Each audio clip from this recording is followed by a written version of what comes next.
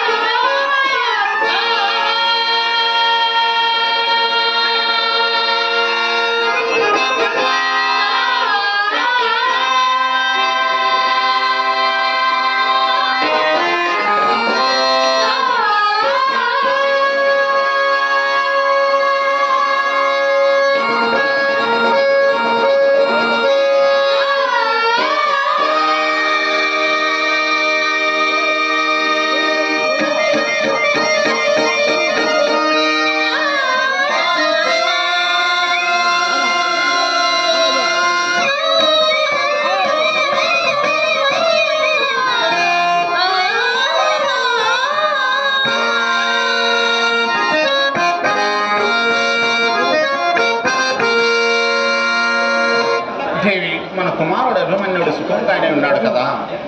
హమగలం ప్రజాదమవుగాక. నాదా బిడ్డడు కుశలుడై ఉన్నాడు. మీ రచన కాలంలోనే వారిని తప్పక కనుగొనగలరు.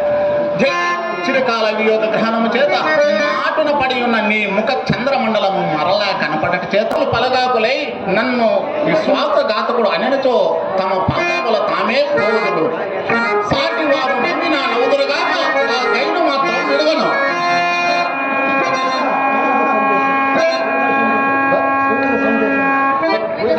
సరిగ్గా 18 కదా, 19 మాటలు ఉండాలి, సరిగ్గా ఉండాలి. నవ్వుదురుగాక గైను మాత్రం విడవను.